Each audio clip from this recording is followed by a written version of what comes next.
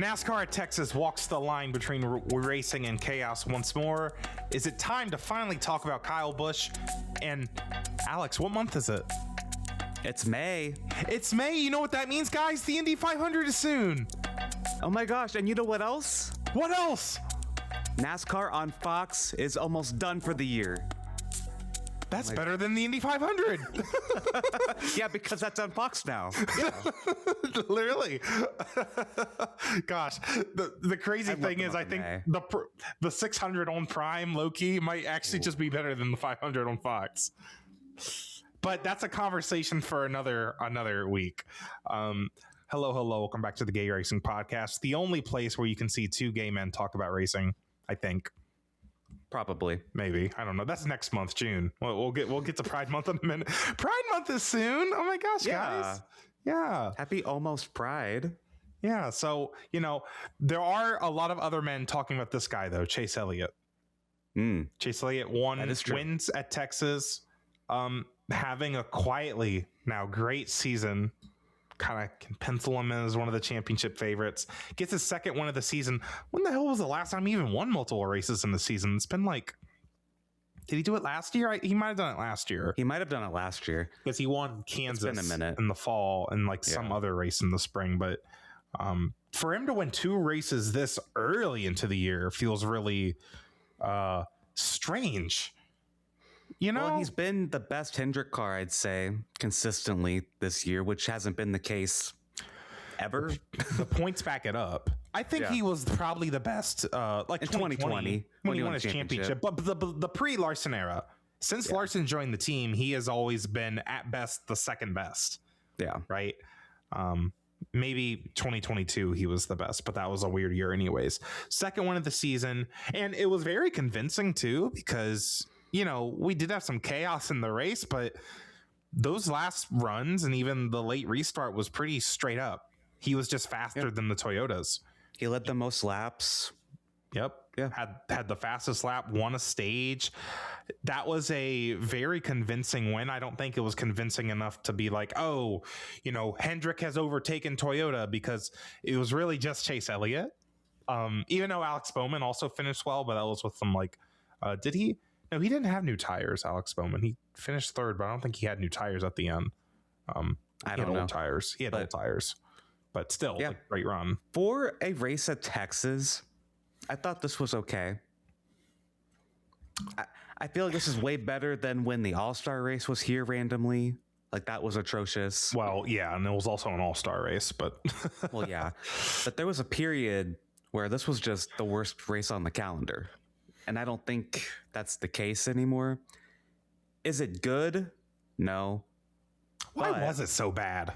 I think it was when they tried the PJ1 stuff. Well, it was that. It was brand new, asphalt or whatever they use. And it was just really, really single lane. You couldn't pass anywhere, even in the Gen 6 car. Yeah, because the Gen 6 racing wasn't that good. It was really bad. It just became a wild card race for a minute too. And you still kind of had that. We had some tire blowouts. Well, yeah, that was the early next gen, the tire blowouts. I remember that. Yeah. But I think Texas is in a good spot right now. They said they sold out. The grandstands didn't really look like that, but it was pretty full. Yeah. Which Texas, this track was dead effectively for a while there. I think Texas having one date has made it much better.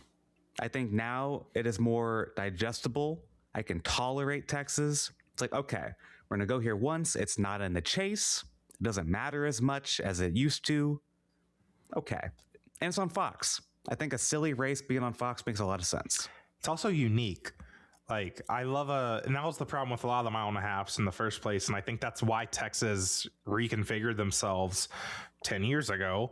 They wanted to be a little bit more unique. And it definitely presents a challenge. And I think it kind of explains some of the storylines that we saw yesterday, why Chase Elliott was actually able to be faster than the Toyotas, because this is not your typical mile and a half racetrack. Right? Whatever handling characteristic that you have to deal with in turns 1 and 2 is not going to work for turns 3 and 4. And that's ignoring the fact that there's these bumps that the next gen car doesn't like. The rough surface, the surface looks rough. Like, I know it's not that rough. I know it's just a few bumps, but it's starting to wear out from how new it used to be. Well, and that's making the product a little better. It's definitely not making it worse, right? And we saw the I didn't watch the truck race. I was busy Friday night, but I watched I was busy. No, I was sick and I was asleep.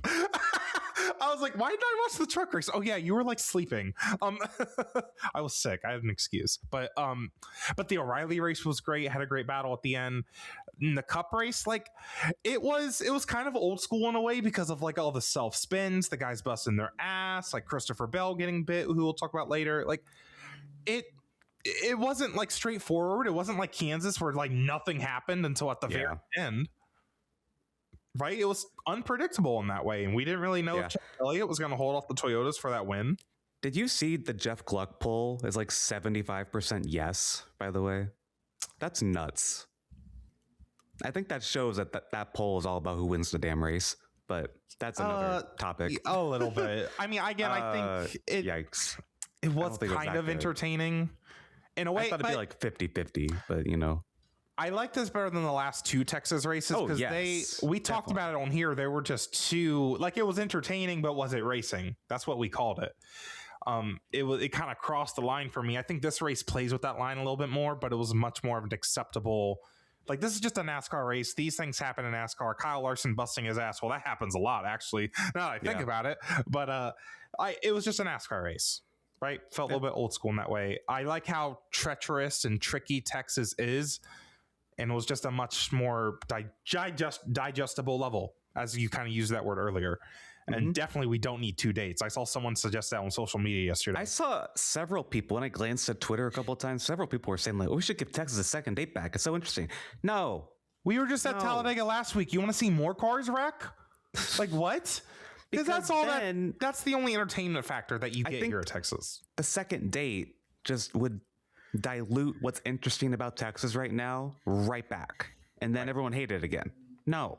Yes. I think that's also why Kansas had such a problem, because it was such a banger race for a couple years. And then it gets dull. The expectations are higher. And when it has 2 races and they're both dull potentially, then it's like, oh my God, what happened to Kansas? Texas, the expectations stay low, only 1 race. It's perfect for where it's at right now. Yeah. Again, most tracks on the schedule can follow this format and have success. Richmond is a perfect example of that. Did you see that Las Vegas potentially is going to have 1 date next year? I didn't hear about that. Whoa. It was this was last week. I think Jeff Gluck and Jordan Bianchi said this. What would replace it?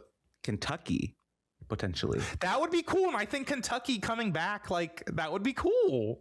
Yeah. I would like that. I just think it makes the schedule more unique. It's like Formula One. They only go to each track once a year, right? Yeah. Like, it's just... You know what track I think deserves that too while we're talking about this is Bristol. Just Bristol night race. 100%. The Bristol night race would have so much aura if it went back to... While we're at it, let's cut down the schedule to like 30 races. I'm not even against getting rid of a Talladega race at this point. Like, I know that's a hot topic. And even one of the Daytona races, because I only like it if it's a July 4th race, the second one. But that's a whole nother conversation. We're having a whole different topic. I didn't expect to go. It's fun to talk about, though, because Texas is one of the perfect examples of why every track should have 1 race. Yep. And it's why that Charlotte Oval race in the fall is going to be ass. And then y'all going to complain about it. And, you know, it's such a shame IndyCar left. 100%. Because it was putting on bangers on bad Texas. And now the track's aging. Oh, my God.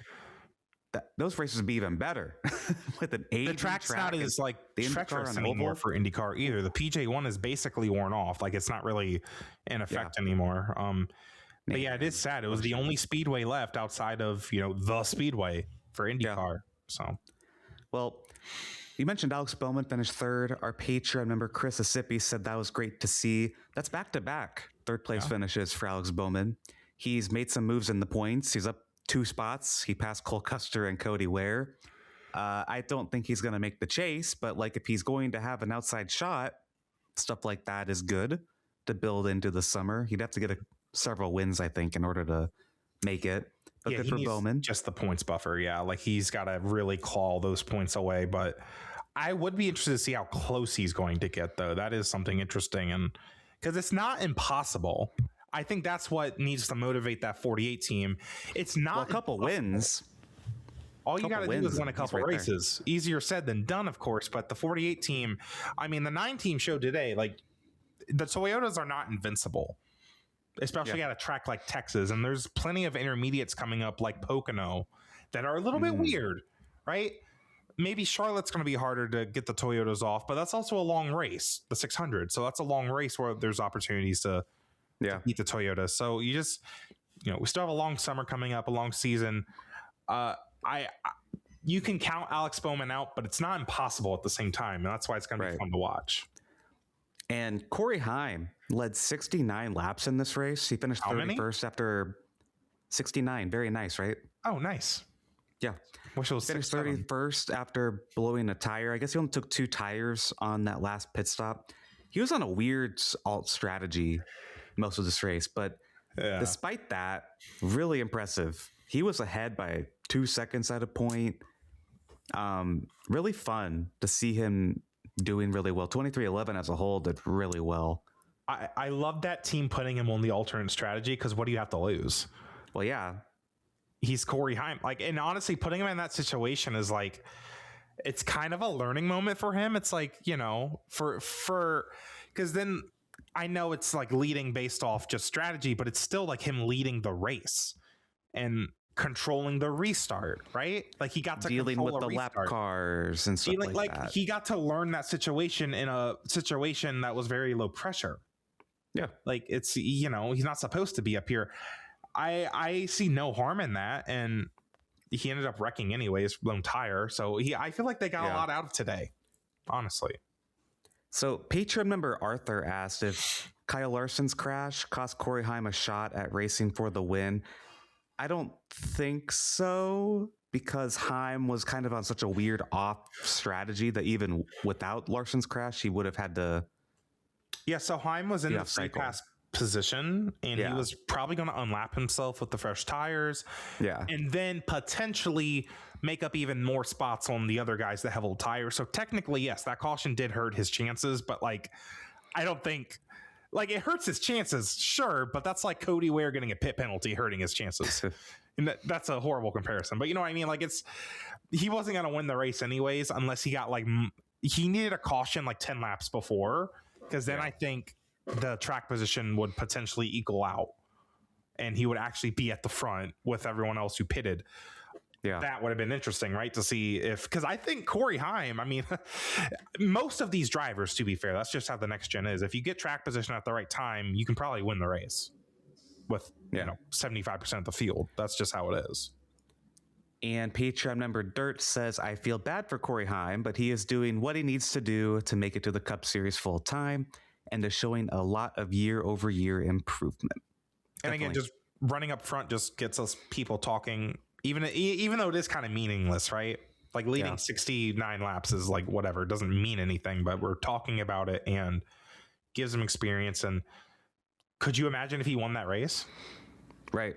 Like if weird circumstances happen and he wins a race this year, like that would have solidified him a ride next year.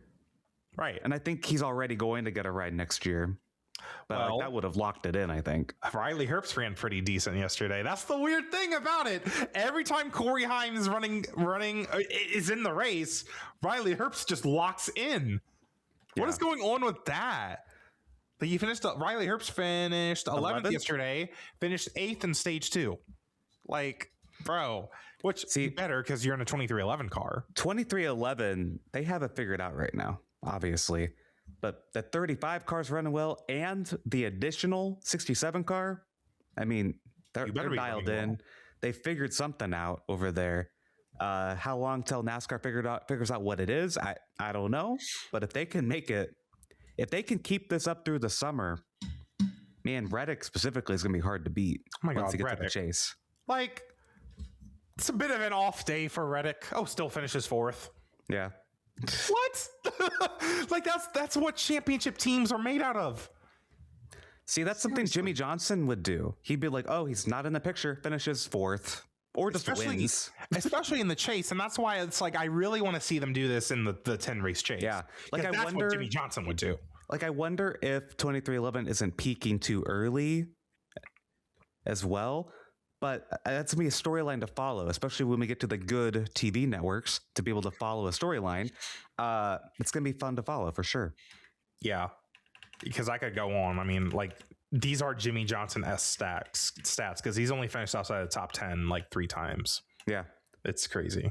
And I think it's good that with Reddick, he still has guys who are really good as well, like Chase Elliott and Denny Hamlin. We kind of have a big 3 forming right now. I did kind of want to bring that up, actually. Yeah. And Patreon member Jesse actually said, we're seeing the top 3 in points separate themselves from the pack. I'm excited to see how the season continues. And there was a point in this race where Reddick, Hamlin, Elliott were running 1, 2, 3. Maybe not in that order, but they were running 1, 2, 3. And that brings us to the points. And there you go. Look at that number. Reddick, Hamlin, Elliott, way ahead of 16th points. They're going to make the chase just fine. And they're performing well and winning on all these types of tracks where it's like Blaney, like you want to put Blaney in there, right? You want to put Blaney into this top 4, this big 4, but Blaney's not performing at the speedways like he should be, especially compared to the 9 and the 11. Chase Elliott and Denny Hamlin and Tyler Reddick all have an average finish at the intermediate tracks 6th or better. Denny's average finish is 2.3 at the intermediates. Like it's insane how good these guys are at these tracks, and these tracks fill half the chase, right? Whereas Blaney and Ford and Penske just can't really, their average finish at intermediates is 16th, right? Right. They can be as good as they want on the short tracks and all, but they're just not at the same level at these big tracks, and these are really important tracks to be good at. Yep, definitely. And looking at the points for the actual championship lead, Reddick still has a 109-point lead over Denny Hamlin. Then Chase Elliott's 117 back, Blaney 155 back, and Chris Buescher, who I mentioned last week, I was shocked was so high up. He gained some spots. He's now 5th, 181 back. God, this feels so old school. I love it. Just seeing these quiet guys, these unexpected guys, like Chris Buescher and Carson Hocevar are ahead of Kyle Larson in the point standings. Mm-hmm. Ty Gibbs is ahead of Kyle Larson in points. Ty Gibbs even, right. Like, that doesn't seem right, but especially like, Kyle Larson, you think of him as the flagship Hendrick car, but really it's obviously Chase Elliott this year, but Larson's been making mistakes and having some DNFs. Here's a thought. Has Chase Elliott actually been the better Hendrick car last few years? Because he's always been toward the top in the regular season points, competing for the regular season championship. I think Larson's always been up there too, though. But Elliott's always up there in that discussion, but we don't talk about it with the old format. But now it's like that's all we can talk about. Yeah, but to be fair, though, again, Chase wasn't winning as many races. He didn't win 2 races early in the season. I think there was a difference. Okay. And Chase is genuinely... it wasn't even because I remember Chase at it wasn't Las Vegas this year, but it was some mile and a half. Like he's just running outside the top 10. Yeah. The 9 team has had plenty of days like that where it was really the 5 and the 24 team carrying the Hendrick banner. So yeah, I don't think it was just because of the format, but that is a part of it. Yeah. But I'm just checking my 2025 sheet. I think, because Chase had what? Yeah, Chase had a slightly better average finish than Kyle Larson. So yeah, okay. You're right. Patreon member Phil said the new chase format is really playing into Chris Buescher's hands. Really impressed with Chris Buescher. He hasn't even won a race yet. He's going to Watkins Glen where he won 2 years ago. And then the only guy that can beat SVG. One of the only few. I'm just saying. Looking through here, William Byron's back in the top 10. Christopher Bell has fallen out of the top 10 after being taken out by a spinning Todd Gilliland. That's rough. Christopher Bell. Oh my God. Unlucky. Not a good. Since the Easter break, I think his best finish was 17th or something. Oh, wow. Yeah. He hasn't cracked the top 15 at all. And again, a lot of it's been bad luck. I mean, he was involved in the final. He was going for the win at Kansas in the overtime restart, right? It's just, been just bad luck stuff. And, the Spire cars, Hocevar and Suarez, swept the front row in qualifying. They ran toward the front all day. What about the third Spire car? Michael McDowell? is 23rd in points. Yeah. I mean, so are we that surprised? Because it is Michael McDowell. I know, but that team's picked it up quite a bit, and Michael McDowell's running right where the 34 car. He is 3 points ahead of the 34 car is that he ran with forever. And one of our page members, Dirt, actually asked us, do we think McDowell's going to stay in that car all year? I do think so, yes. But Dirt has also told me before that he thinks that's where Kyle Busch is going to go next year, the 71 car. I mean, it's an option, but sometimes I'm just sitting here like, does Spire really want to like take on the monster that is Kyle Busch? We're going to talk about that in a whole dedicated segment, believe me. But I don't know. That does stand out to me. The Spire cars are 6th, 14th, and 23rd in points. I think we thought Daniel Suarez would be running where Michael McDowell is. I think Michael McDowell was meeting my expectation for where he should be. It's just Daniel is exceeding a lot, and even Carson Hocevar is exceeding expectations. Yeah. I think that's just what it is. Yeah. But that does reflect poorly on Michael McDowell, to be fair. Looking at the Chase cut line, Austin Cindric is plus 13, Chase Briscoe plus 7, Joey Logano is minus 7. Ooh, fraud watch. Yeah, it's not looking good for Joey Logano fans. And did you see the Dale Jr. tweet where it's like the last 4 years, like he's been 9th in points or 13th in points? That doesn't compare to him being 17th in points at this point in the year. No. 2024, when he won that championship and was awful all year, awful in quotes, he was 13th in points at this point. Which that's where he was a few weeks ago, and that's where Christopher Bell is right now. We wouldn't say he's had an awful year. He's just had some bad luck. Okay. Yeah. We've had a lot of super speedway races. That's understandable. Joey Logano is really interesting because I didn't know how he would do with this chase format. Because he kind of just runs mediocre all year, especially the last few years of the playoff format, and then lucks into a couple wins but likely wins a championship. He won 3 of them. Now we don't have that anymore. And there's a shot he might not even make it. I think it's possible Suarez could have a bad string of races, Ryan Preece. I mean, maybe Austin Cindric, Chase Briscoe. But I think those guys are going to keep going up. Ross Chastain could go around Logano. Maybe SVG could win Watkins Glen and get a whole bunch of points back and get back in there for a while. But I don't know. That's an interesting storyline for sure with Logano. He's just... And it doesn't help, again, that Penske's not that strong on a lot of these tracks, but yeah, Austin Cindric's in the chase right now. And Austin Cindric, actually, he has a string of top 20 finishes. Now that I'm looking at it, like he's actually been pretty consistent, Austin Cindric, and it shows, because being that consistent when you don't have one of the better cars, that will get you into the chase. That is one of the things I kind of like about the top 16 being the chase cutoff, because it does let teams, you know, sometimes if you are consistent, you'll get rewarded and you'll make the chase, right? Yeah. Yeah. So that is kind of a cool story to follow with Cindric, with Suarez even. And I think I said last week, I think I drew like a line, like kind of under 13th. Yeah. Like all those guys where you put it. All those guys 13th and ahead in points, I think, are going to make the chase. No guarantees, of course. I mean, even like a big gap like Bell has, we know Bell's going to perform, but still, like 56 points is not that comfortable.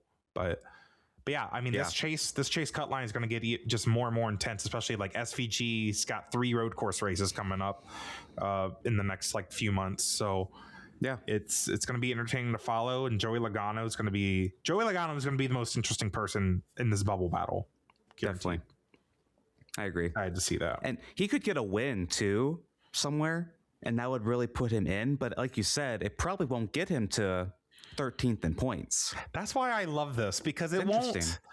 He can win, and it would give him like actual points that matter. And it would give him a shot in the arm, but it's like you can't just take off the next 9 weeks after you got this win. Like, I love that, and thank God. I think it's going to be interesting to see this 22 team get kind of pushed into a corner. Yep. They got to show that they are truly a championship level team. You can't just win Mickey Mouse championships anymore. You've got to show your performance week after week after week. Yep. You've won 3 championships. Figure it out. Anything else to say on the point standing, Zach? No, but I want to make fun of the 22 team more because just saying that out loud made me go like, yeah, you're fraudulent championships, which like low key. As of right now, do you think Logano makes it in the chase? I feel like something's going to happen to Suarez. I think something's going to happen to Suarez. Yeah. Like I see that the anvil hanging over him. I just see it. It's going to fall on him. And if think Suarez drives over his head a bit here and there, but he's doing much better than I thought he was going to do this year. And but the problem is he might take himself out at some point. If Suarez takes himself out, there's not that many strong teams outside of the chase besides those 2 Trackhouse cars and Logano to fill the space. Yep. And so it's easy for me to say that Logano is going to fill, or even Cindric too. I feel like Cindric could like fall out because he's, it's Cindric. It's the 2 team. So it's hard to say, but it's not impossible. Obviously, I love that this is the cut line battle now and discussion rather than, Ricky Stenhouse Jr. could win in a few weeks at Atlanta or whatever. Like, that's not what we're talking about anymore. All these hypotheticals. Yeah. Oh, thank God. Yeah. Thank God. So much better. Well, let's move on because we got a doozy for hot topics. Speaking of people that won't make the chase. Do you think Kyle Busch will make the chase, Alex? I don't think Kyle Busch is making the chase, and I don't think he's racing in Cup next year. I don't know if he's going to make it to November at this point. I'm doubling down on my prediction we did in January, February, our predictions episode with Eric Estep. I said Kyle Busch, this is his last year in Cup. And my reasoning behind that was because he was going to get fed up with running terribly. Look what's happening. He's finally having a decent run, and he has a meltdown and loses 10 spots for no reason because he's beefing with John Hunter Nemechek. It's not John Hunter Nemechek. Do you know how sad and pathetic this is? not the beef with John Hunter Nemechek. You're gonna beef with John Hunter Nemechek. He's beefing with Riley Herbst a few weeks ago. Riley Herbst? You were picking all the dweebiest NASCAR drivers to have beef with. You used to have... No, because who did Kyle Busch used to beef with? Joey His Logano. Teammate Denny Hamlin, Joey Logano, Carl Edwards in 2008. I remember that. Who could forget Brad Keselowski? You know, the people who would win races? The legendary drivers of 25th? The legendary drivers of the sport. Who does Kyle Busch beef with at RCR? We got Riley Herbst, John Hunter Nemechek, Ricky Stenhouse in the yellow shorts. He beats with Ricky Stenhouse in the yellow shorts. I forgot about that. I didn't. Did you see that post? Kyle Busch was like, these are the drivers I hate the most. He did this a few weeks ago for some social media thing. And it was like, I hate Joey Logano and Brad Keselowski. And I think Denny Hamlin was the third one. And I'm just like, why? You don't race with them anymore. You don't even race with them anymore. Like, you wouldn't even know. You haven't seen them in 5 years. And then he's like, Denny Hamlin's wrong. I'd love to switch cars with him, see how he likes it. Well, you had his car a few years ago. Stop. I know we just talked about this thing a week or two ago, but this is so sad and pathetic. If I'm Richard Childress, I'm giving Jesse Love and Austin Hill more races in that 33 car. You two figure out who wants the damn 8 car, because it ain't gonna be that guy. Kyle Busch is at a point where he has his old attitude back when he was a little brat at Hendrick and early Gibbs, but now he's not winning. He's causing wrecks. He's wrecking himself. He called his crew chief a psych major this weekend for some reason. Okay, that's funny. Because his crew chief was like, we haven't run good in 3 years. Let's calm down. And Kyle Busch is like, okay, psych major. It's like, okay. I don't know. I think this is getting ridiculous. If I'm a team owner, I don't want to deal with his attitude if he can't win races. Like, that was the main appeal to him, is he could win races. He hasn't done that in several years now. He's just a whiny baby now. Again. He's a liability almost. Yeah. He's going to wreck your car. And that's why RCR is one of the only places he can really fit at, because it's RCR. Running 10th. That was going to be his second top 10 of the year. And the last one was a week ago at Talladega. He was running top 10 most of the day. I was going to come on here and praise Kyle Busch for having a good day, keeping it together. But no, he has to go and get payback on John Hunter Nemechek for, by the way, an incident Kyle Busch caused. I know that's debatable. Well, Kyle Busch posted a video of like all the data. And yeah, John Hunter Nemechek was like 2 feet down from the wall. He probably should have been higher up. Kyle Busch wasn't clear, goes up and hits John Hunter Nemechek into the wall. And then he goes and gives payback to John Hunter Nemechek. You know who else Kyle Busch beefs with? Carson Hocevar. You know who would not have done what Kyle Busch did yesterday? Carson Hocevar. He would not have done that. We have lost the plot. I don't think Carson Hocevar is the villain anymore. I think it's Kyle Busch. Well, Kyle Busch thinks he's the villain. Remember his little hate list? I hate these guys. I'm the bad guy because I'm beefing with these people. He's like a girl in high school. Actually, no, me in high school. He like that just speaks volumes to me that Carson Hocevar is like more successful and is honestly acting more mature on the racetrack. I guess it's easy to when you are successful, but it just kind of speaks to the situation because I feel like Kyle was saying something about Hocevar on the radio yesterday. Even he was. I just find that funny to point out.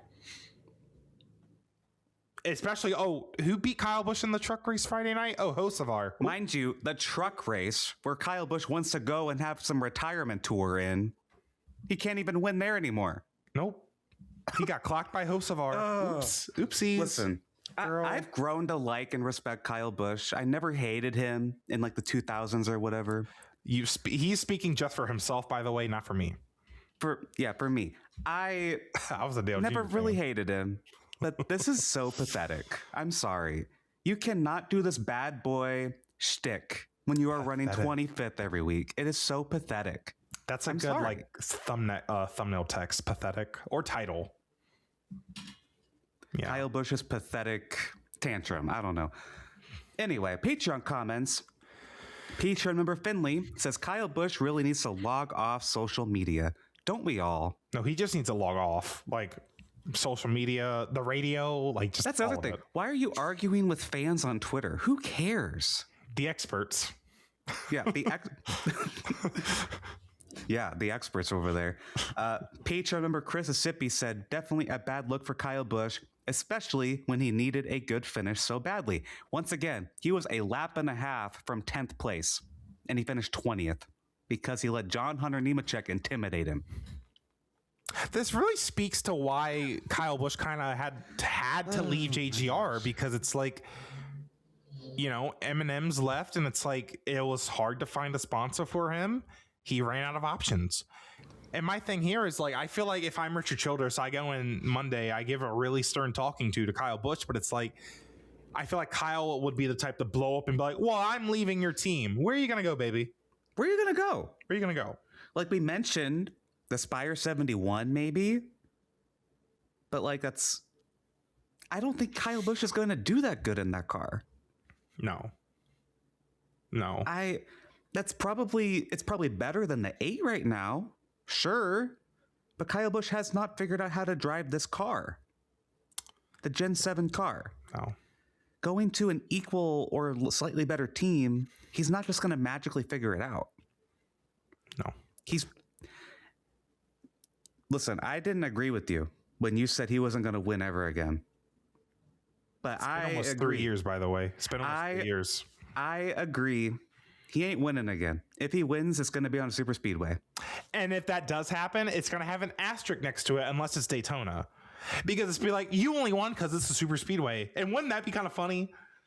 If he just wins like a random Talladega or Atlanta. And then he's going to go on this whole tour. I told you all I could still win. Okay. If he wins Atlanta, that's legit. But if he like won Talladega, I feel like that would be like, so like you only won because it's a super speedway. You know, like I feel, but I don't even think that's going to happen. Like I want to ask you. 3 years. Kyle Busch said like a week or two ago, he's still all in on Richard Childress Racing. That's a lie. I found that very interesting because he's obviously desperate to keep a ride in the Cup Series. Do you think he's going to be in Cup next year? Because you did not agree with my prediction in January. What did I say? What happened instead? I don't remember, but I think you said they would sign him again. But I think he's going to go truck racing for Spire next year. Didn't I make a wild conspiracy theory that he would help start the Dodge Cup program? I don't know. I don't remember what I said. I think I just couldn't see. Maybe I had trouble seeing the current driver market and like what would RCR do without Kyle Busch? Like who would they get instead? They have two O'Reilly drivers who are, I think, ready for Cup. I think I said no. Didn't I say that he would leave RCR but go to Spire? Maybe I did say he would go to Spire because then like he could. I think we thought Suarez was going to do worse because Suarez has a 1-year deal. Yeah, I think we thought Suarez was going to do worse, and then he would just hop into the 7. Suarez would go into O'Reilly or something. Like McDowell, I guess, but then I just hate that he says that he's all in and then he pulls stuff like that in turn 3. Yeah. Which, by the way, like the thing he did to Riley Herbst at Bristol, I thought that was like slick enough to be like, you can turn a blind eye to it because it was also a short track. Does he need to be at Watkins Glen? That's my question. That was my next question. Should Kyle Busch be suspended? Because he kind of did like a not as severe as what he did at Texas, same track to Ron Hornaday, but it was pretty same kind of vein, not as severe by any means. Did you see the tweet where it's like, this is not even his 3rd crash out at Texas? He's like had 4 meltdowns at Texas. The one where he's flipping off the official. I remember that. That was what he said. He has free speech. I can't. He's the Ron just Hornaday. Like, these NASCAR drivers are just like the people we see every day. This is great. The Ron Hornaday crash, and then forget that yesterday. Yep. Yeah. And then there was one in 2007 where Dale Jr. had to hop into his car because Kyle Busch already left the track. That was Texas too, wasn't it? That was Texas. That was Texas, spring Texas 2007. And low key, that's what kind of started the Dale Jr. and Hendrick relations, apparently. Yeah. I think there were rumors or something at that. It was in that documentary. It was in that documentary. Yeah. So wow. Does he need to be at Watkins Glen? I guess it'd be hard to. Actually, would it be hard? I don't. He literally just went in there and wrecked him. I don't think we need drivers with. We don't need these young drivers that can't control their tempers like that out on the track. Except it's not a young driver. It's Kyle Busch who knows better. It's the old guy, the 41-year-old. He's acting like his brother. He's acting like how his brother used to act. No, he's acting like Kyle Busch of 20 years ago. No, like Kurt Busch though would like flip out. I guess Kurt didn't really do it on the track that much, but Kurt did it off the track in his personal car. Kurt would flip out. Yeah, like I feel like Kyle Busch is getting to the point where he's like flipping out. Well, that's why I said he isn't going to race anymore because he ain't going to be able to handle not running well. It's getting to him. And that's, to be honest, that's part of what it is to be an athlete, a successful athlete handling. Man. We don't see Joseph Newgarden throwing temper tantrums every time he qualifies 14th. And he would have had every right to. Because there was lap traffic. There was traffic in the way. Oh my God. All right, Joseph. Whatever, dude. Just drive the car. Anyways. I'm so glad my voice held out for that. So I'm passionate about that because I've watched Kyle Busch his whole career, and this is the saddest I've ever felt for him. You feel sad? I don't feel sad. He had this coming. He had this. Karma's real. This is proof that karma's real. I'm glad my vocal cords decided to stick it out through that. I'm happy we made it through. Anything else on Kyle Busch? I will say that I am glad that NASCAR didn't throw the caution for that. That was good.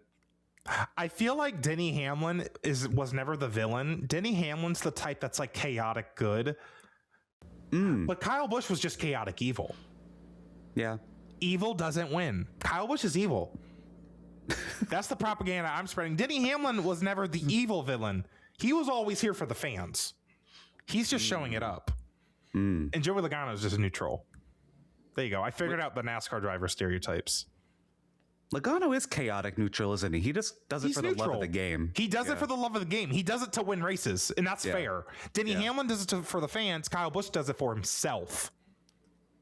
Period. That is tea. That's tea. Clock it. Clock it. We don't do this anymore. We don't really do this anymore. Flop of the week, Kyle Busch. Flop. We don't really do that anymore. But you know what? What did Wendy? Did Wendy used to have something? Oh, she would just talk about him. Yeah, she would just talk shit. Clap if you don't like Kyle Busch. Everyone's clapping. Oh my goodness. So here's some cool news. We're still in Hot Topics. Destiny Spurlock will be making her Truck Series debut at Watkins Glen. I heard about her for the ARCA race at Kansas.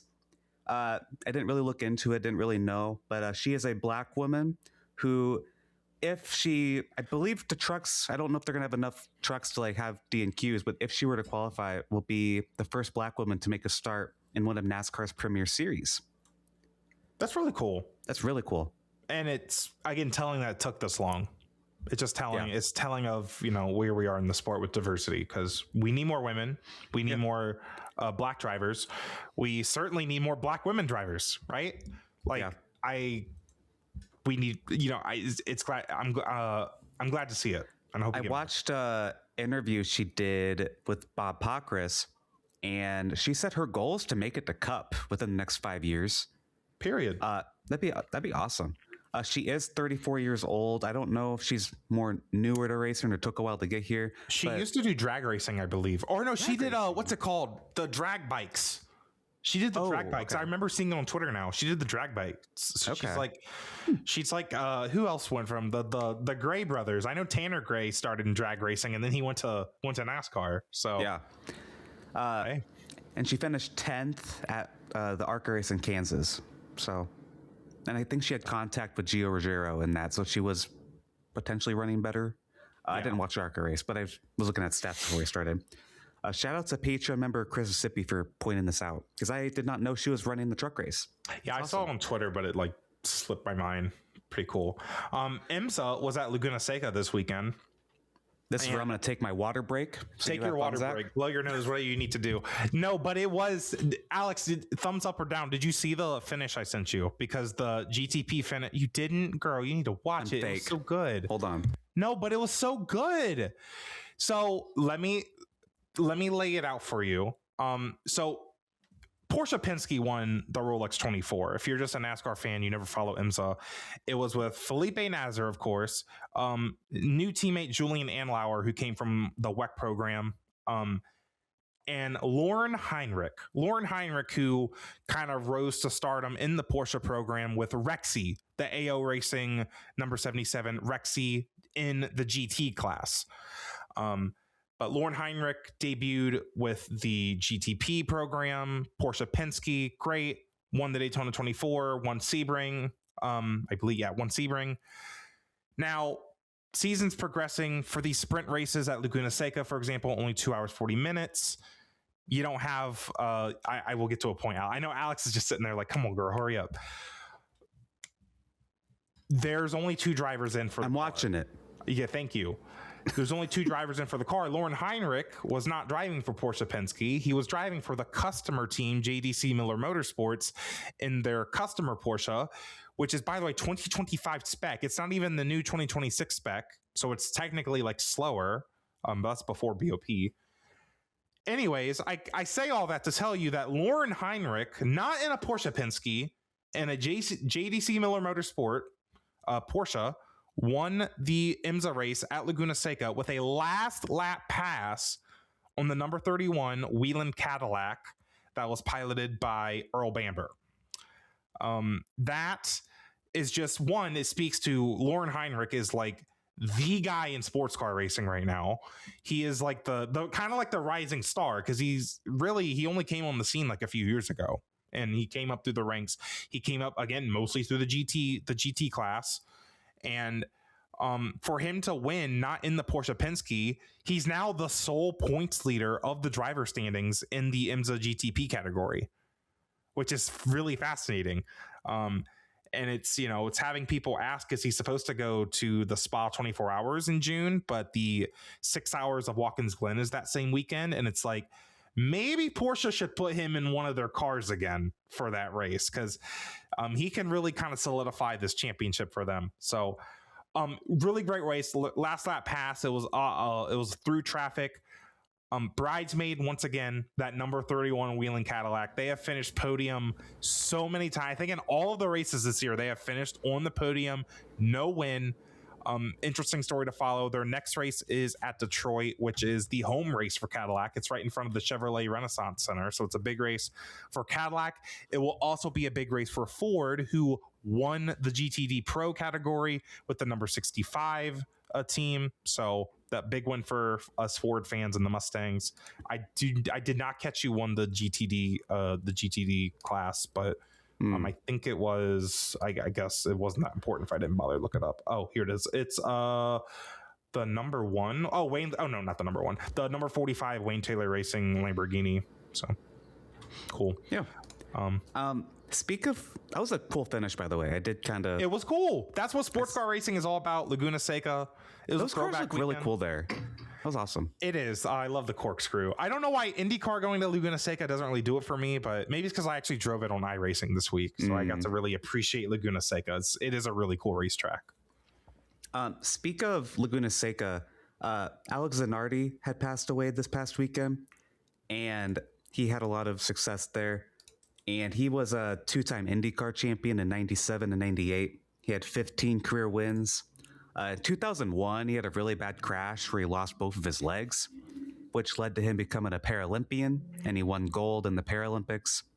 Passed away this past weekend. There was a lot of really nice tributes to him from Chip Ganassi Racing. That's who he raced for in IndyCar for a while. Yeah. And I think fans that are a little bit older than us, like that he was just before I was us. Born. Like, I think for a lot of our older fans, his passing probably had more of an impact and an emotional response. But we just wanted to kind of say something. And the most famous moment at Laguna Seca maybe ever was Alex Zanardi's pass on Brian Herta, Colton's father, at Laguna Seca at the corkscrew. It was kind of like the pass in the grass, but they just called it the pass because he went off the track to do it. Yeah. Kind of illegal, but it was awesome. And I saw someone post that they should rename the corkscrew in honor of him, which would be pretty cool. I don't know if they'll do that, but Laguna Seca this weekend, they put thanks Alex in Spanish or Italian. Sorry, Italian. They put that in Italian at the corkscrew, but they should rename it to the Zanardi corkscrew because that was one of the most famous moments at that track. What Zanardi did at that corner. So, and it was kind of fitting. Chip Ganassi, before the rest of the world knew, Chip Ganassi posted a no caption, just picture of the corkscrew because he was at Laguna Seca. Yeah. Just moments before the world found out about Zanardi passing. So I will say, like you said, we were too young to watch him, especially in IndyCar, because he couldn't race at IndyCar after 2001. We were both babies at that point. But I remember an Indy 500 pre-race bit, they did something probably about him winning the Paralympics. They just talked about his whole career. So I know like the basics about him. Really, really cool career. Really sad that he passed and everything, but really he made the best of a horrible situation after his awful crash in 01.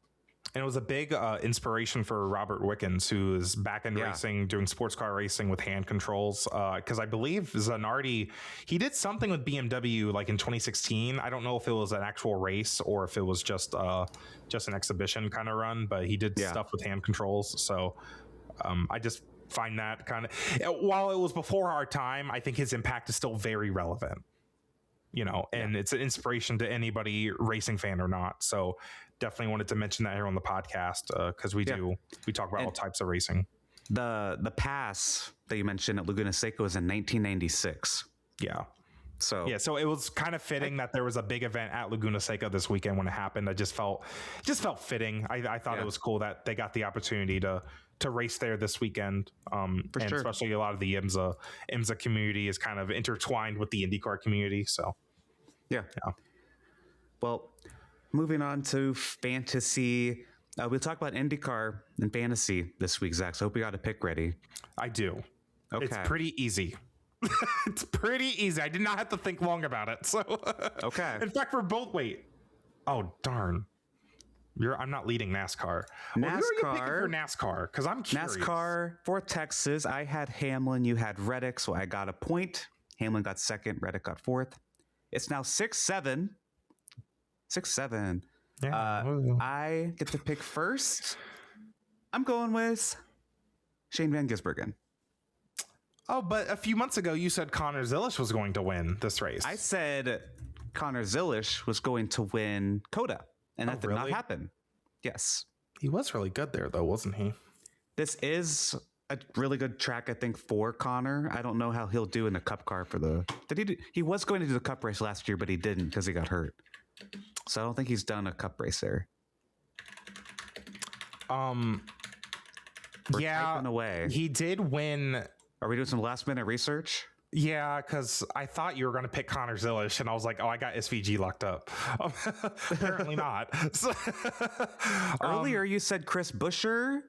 Like, I'm helping you here. That's a pretty good pick, I would think, right? No, maybe, but Kyle Busch. Defy the odds and go with Kyle Busch. Oh my God. Is this what it feels like to be you? Yeah. Okay, go ahead. Connor Zilisch did win on debut, but he's not winning this weekend. That's not happening. I think I want to pick Tyler Reddick. When in doubt, pick Tyler Reddick. I think that's 3 weeks in a row you picked Tyler Reddick, but okay. Did he give me a point at Talladega? He did. Let me see. He did, I think, because you picked Bubba and he wrecked. Yes, you did get a point at Talladega. This is the 3rd week in a row you've picked who I wanted to pick.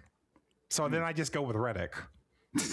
So that's my fail safe. That's my fail safe. Well, maybe I should have picked Chase Elliott. He's not that good at road courses anymore. He was the go-to for a while at road courses. Christopher Bell's really good at road courses, but he's just not been on a hot streak. So I'm afraid to pick him. He's got bad juju. Yeah. Before we go into IndyCar, a Patreon member Finley said, I cannot wait to see if Van Gisbergen pulls off the triple header. It'd be he's doing the truck and O'Reilly. And I don't think anyone's done a triple header and won all 3 on a road course. That would be really cool. I wonder if Zilisch is running. I think he's running O'Reilly, but I don't know if he's running the truck. He might be. I think he is in the 71. In the truck? Yeah. That'd be cool. That would be fun. That's going to be fun to watch all weekend. Yeah. It's weird that we're going to Watkins Glen so early, but... Did you see there's snow in the forecast? Because, of course. I think on the Friday, there's snow in the forecast for Watkins Glen. Somehow we found something worse than having the Clash in North Carolina in late January. Also, Mother's Day weekend. Remember how Kansas had no one there? Hey, Mom, do you want to go watch NASCAR in the snow for Mother's Day? It's like 40 degrees. I brought a coat. The flowers are just frozen. God, what are we? Surely this is a one and done. Oh, I'm sure. If anything, get rid of the All-Star race or shove it into a midweek race and give Mother's Day weekend off at this rate. Please. Although, really, we should do that for the Indy 500 qualifying weekend. But we'll do that too. Why not both? When there's 2 straight weeks off, you don't want to do that. Why not?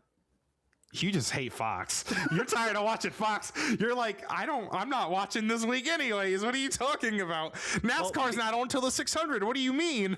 I probably will watch this weekend because you know why? I'm going to be celebrating because it's the last race on Fox.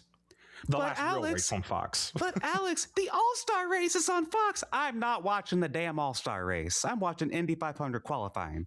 We're going to be like, why didn't they race at Dover this year? That's so weird. What did they used to race at Dover? What happened to it? I can't believe they took Dover off the schedule. Oh my God. And no one knew. No one said anything. So Mike Joy, and this is not, and he's not a very credible source, but he said that there's going to be new track limits next week at Watkins Glen. Does that? It's Mike Joy, so take it with a grain of salt. I'll believe it when I see it. I'll believe it when I see it, Mike. Remember when I lied on Twitter and I said Joseph Newgarden and Taylor Swift went to the same school, and then Mike Joy shortly after on the broadcast was like, Joseph Newgarden also went to school with Taylor Swift and Josh Berry. Wait, you did remember that? Yeah, no. I did that. What? I was not aware that was you. I remember him saying it on the broadcast. Well, it's a bunch of people retweeted it. I'm just they lived like in a same town, but Joseph didn't go to that school. But yeah, Mike Joy brought it up on a broadcast. Why the hell would Mike Joy bring it up? It wasn't because Joseph was like just won the Indy 500 either the year before or after or something. Oh, it must have been like 2023 or something. It was funny though. Whatever. he believes whatever he sees on Twitter. So no, wasn't it Josh Berry? Wasn't it Josh Berry? Josh Berry did. I'm pretty. Josh sure. Berry did. Are you just making stuff up? Maybe. I think you're. I don't remember the Josh up. Berry part. I remember the Josh Berry thing. Anyway, IndyCar fantasy. It is 12-3. You put in quotes. I didn't do that. You added the quotes. We have picked the winner every week so far in IndyCar. As you can tell by the points, 12-3. And we are going to do it again. Okay. So who were you picking for the Indy Road Course?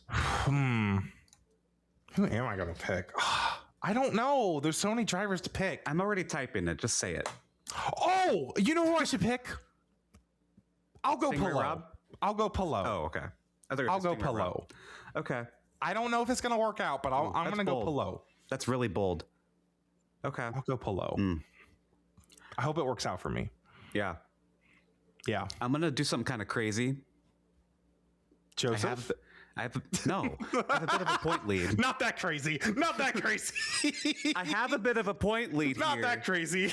But this could happen. Oh, you're picking Lundgaard. Weird. I'm picking Graham Rahal.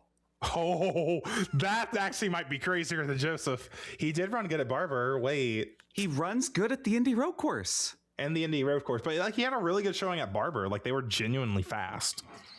So I did consider Lundgaard, and it could happen this weekend, sure, but I don't think he's going to beat Pillow. Rahal, though, has run like top 3 at the Indy Road Course last couple times. Rahal's Indy Road Course program is like top notch. Yeah, it's really good. So fair. Well, have fun finishing second. This will be the 1 week Alex Pillow has a catastrophic engine failure. Yep. The 1 week I picked him at Phoenix, Rex. I mean, we have a streak to uphold here. We're in May. So let me so get this. I don't get this. I really don't get this. I pick him at Phoenix, he wrecks. I pick him at a street course, Kyle Kirkwood wins. I don't pick him at a street course, he does win. Of course. Of course. God. I hate men. I hate men. All these IndyCar men are causing my problems. God. So real. This race is on Saturday. It is on Saturday. It's probably going to be during the O'Reilly race. That's going to be generational. Probably. Any other thoughts? At least it makes our Sunday less busy. We only have one race to watch on Sunday. Oh, we forgot to talk about Formula One. Oh, no. Girl, I was just kidding. Oh, you want us to actually talk about... I don't even know who won. I do know who won, but I don't care. It was just a twink. That could be anyone. Again, it could have been anyone. Anyone besides like Nico Hulkenberg. Alonso. It's like playing Guess Who? They're a twink. Knock down Nico Hulkenberg. And knock down Fernando Alonso. Lewis Hamilton. Like, okay. No. Who else? But yeah, Kimi Antonelli won F1. I did not watch. I'm not buying Apple TV. Though I don't like F1 enough to do that. The Canada race will be on Netflix. I will be there seated. It's going to be after the Indy 500? Yes. Okay. Allegedly. So you're not going to the 600. You said you were invited. Ooh. I'm not trying to do all that. Leave my house, drive, watch NASCAR in real life with real people. No. I want to enjoy that day at home because I haven't done it in a few years. So yeah, I just want to. I haven't done it since I've been moved into this house. Actually, now that I think that is crazy to think about. Like I need to experience one of my favorite days of the year, like in this house. You know, I just need a break. Well, thank you all for listening or watching. Thank you for dealing with my sickness. I don't know if my voice sounds different or not. I feel like it is. You sound perfectly normal, baby. Oh, do I? Okay. I feel like I'm nasally. Maybe not. Patreon members. Your hair's looking a little gray, but well, I got to deal with you. So all right, Danny Phantom. All right. Oh, that is a compliment. Thank you so much. No, you looking like Malga from Overwatch. You got the little gray streak. Thank you to our Patreon members for joining the discussion throughout the episode. You can join them for $2 a month at patreon.com/gayracingpod. We also have a $5 tier if you want to support us a little more, and you'll get episodes early if we record early or any bonus episodes at that tier. Like and subscribe on YouTube and leave 5 stars on all the podcast platforms, and follow us on all the socials at Gay Racing Pod, at New Gaiden, and at Zack Racing. And we will see you next week to talk about NASCAR at Watkins Glen and IndyCar at the Indy Grand Prix. We'll see you guys next time. Bye. Bye.